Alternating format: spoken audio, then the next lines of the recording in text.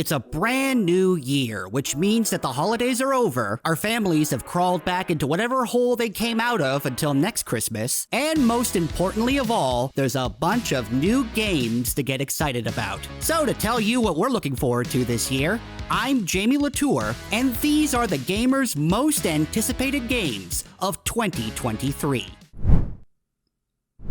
Let's start with the games that have a concrete release date, at least until they inevitably get delayed. First, on January 20th, we have Fire Emblem Engage for the Nintendo Switch. It's the newest entry in Nintendo's long-standing tactical turn-based RPG franchise that clogs up the roster of every Smash game. This one looks like another solid entry in the series, and this time, your protagonist has wacky YouTuber hair. On January 24th, we have Forspoken, a new action RPG from Square Enix for the PS5 and PC that focuses on fast traversal and magical combat. So far, the world of this game just looks like typical fantasy mumbo-jumbo, but the gameplay looks pretty promising, so I guess we'll find out about this one soon. Rounding out January is the Dead Space remake, which releases on January 27th for PS5, Xbox Series X/S, and PC. Hard to say what kind of a remake we're gonna be getting here. Will it be a complete reworking of the original, like the Resident Evil remakes? A gussied-up, polished remaster, like the Demon's Souls remake?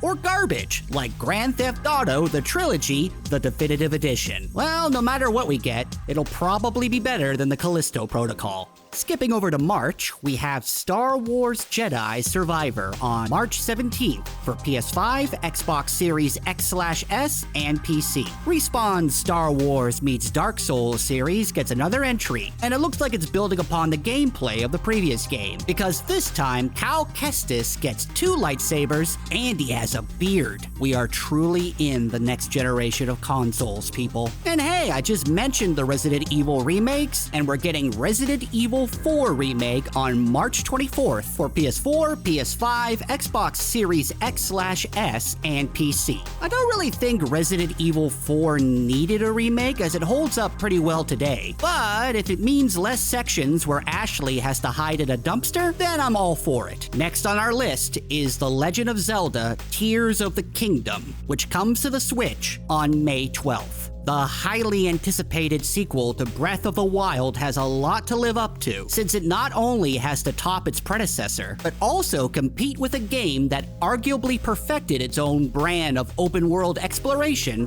Elden Ring. So no pressure, guys. Suicide Squad Kill the Justice League comes to PS5, Xbox Series X/S, and PC on May 26th. Rocksteady's latest foray into the DC universe sees Harley Quinn, Deadshot, Captain Boomerang, and Killer Shark being tasked with somehow taking down the now evil Justice League. This game features the final voice acting appearance of Kevin Conroy as Batman, so it damn well better be good.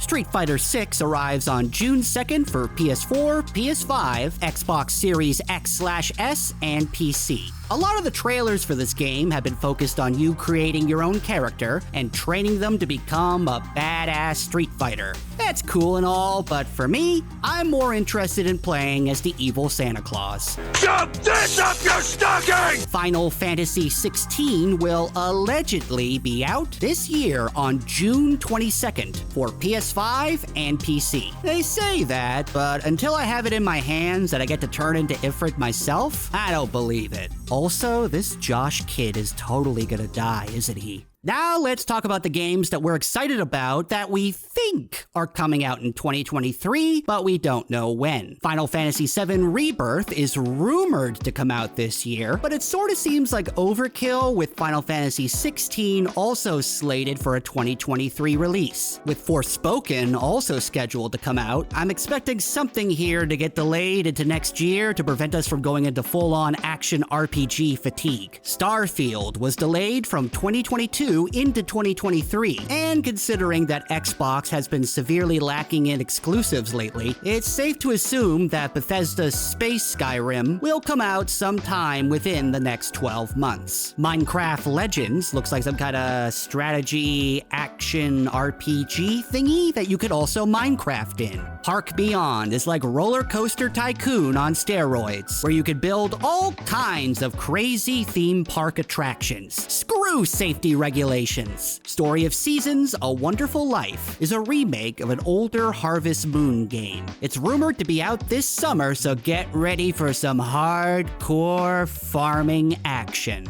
Vampire the Masquerade Bloodlines 2 is said to be real.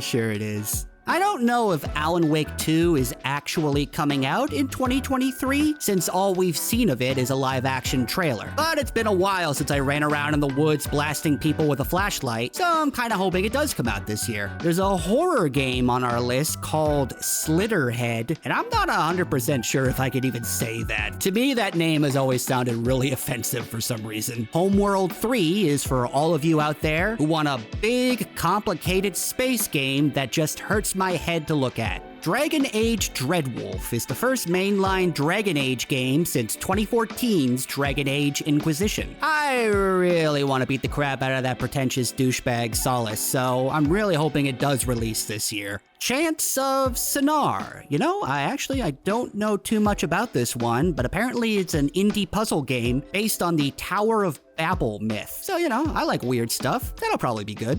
Oh, come on, that's not a real name.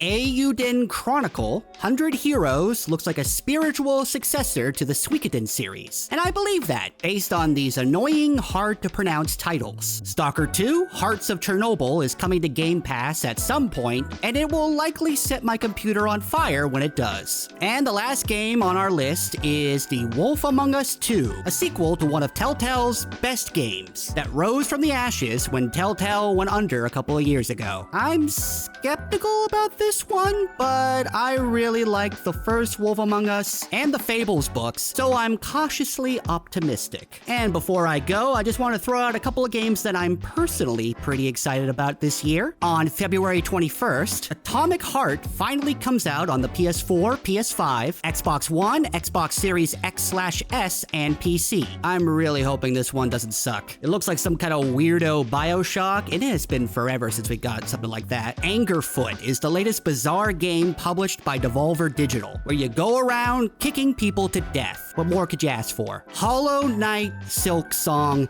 has to come out this year, please. Please, I have been such a good boy. Please give it to me. And finally, even though there's been no official announcement and there's been nothing but hearsay and rumors, if there is Elden Ring DLC coming, I want it now. Please put it into my veins. I want to put another 400 hours into this game. And that's our list of the most anticipated games of 2023. What are your most anticipated games? Let us know in the comments below, and stay tuned to the Gamer website and YouTube channel for coverage on these games and more. Thanks for watching, and we'll see you next time.